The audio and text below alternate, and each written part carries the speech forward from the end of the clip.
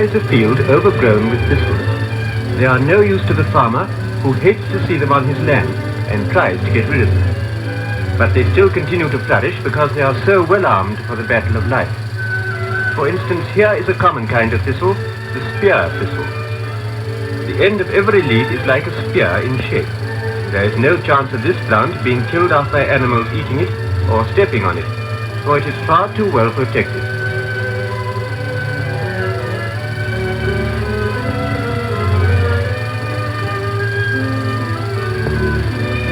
The leaves are not only prickly, but they are covered with hairs as well. The microscope shows that the hairs are sharply pointed and they make an extra protection for the plant.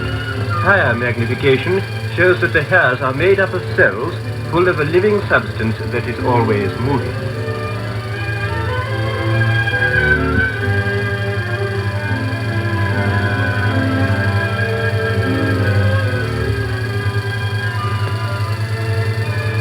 Not only are the thistle leaves well protected,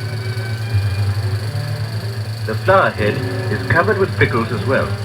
As the head gradually opens, you can see how it is made up of a great number of little flowers or florets, all grouped together to make a mass of color.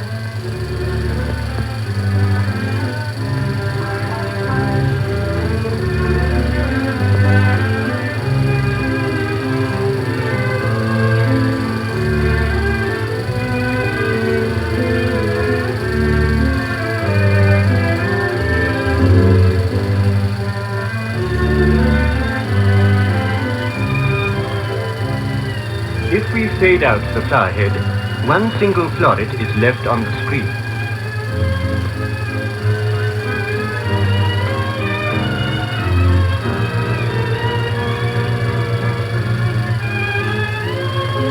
It is too insignificant by itself for any insect to notice, but massed together the florets attract the attention of a hungry bee.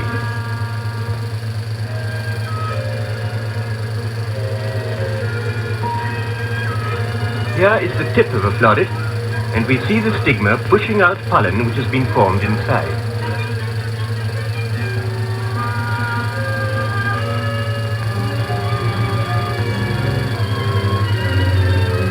The pollen gets onto the legs of a bee that visits the flower head for nectar. We'll hold the picture still for you to see what a long tongue the bee has to reach down to the base of the thistle floret where the nectar is stored.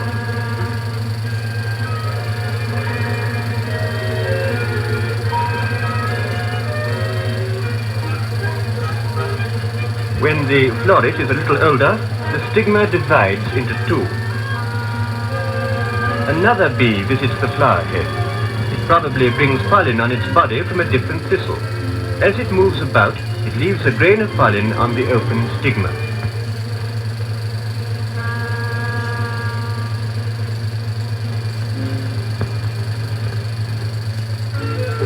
Here is the pollen grain.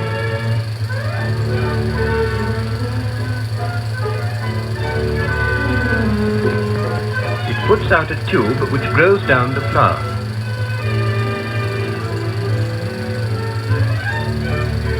It goes past the thistledown, neatly folded on each side, and finally joins with an ovule in the ovary at the base of the flower.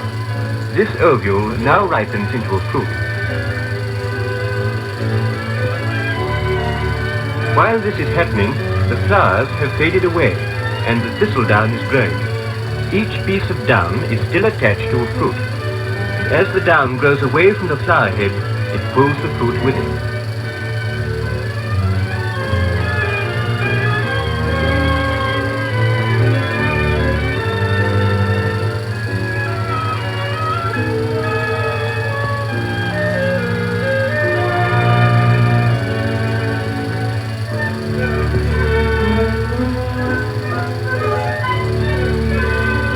Here is a close view of a piece of down attached to a fruit. The fruit has a knob at the end.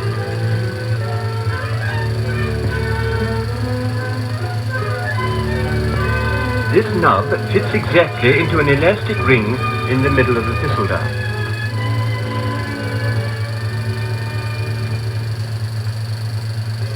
When the weather is warm and dry, The down breaks away from the dead flower head and is blown far and wide by the breeze. The elastic ring tightens on the fruit until it squeezes it out. You can see the fruits fall if you look.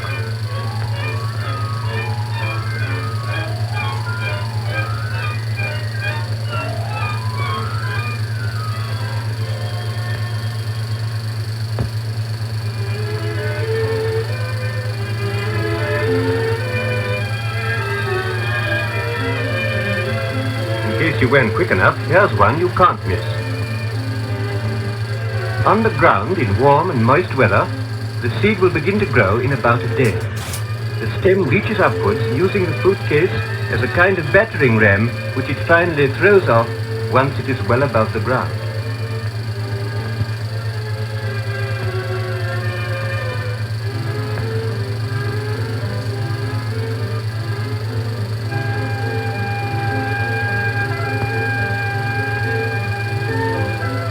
Underneath are two leaves which open and reveal the young plant between them. Each night they close round the young thistle and each day they open. Day, night. Day, night.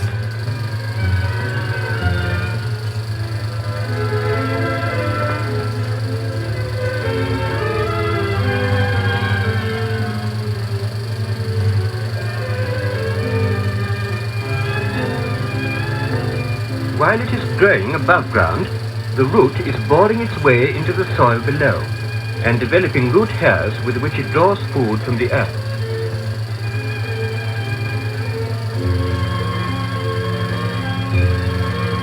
Nourished in this way, the young thistle grows very strongly, covered with prickles and well protected.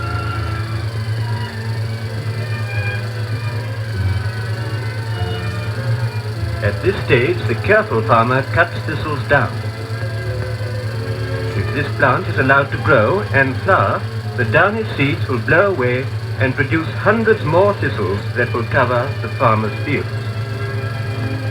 The only way for men to protect themselves against their enemies, the spear thistles, is to cut them down and keep on cutting.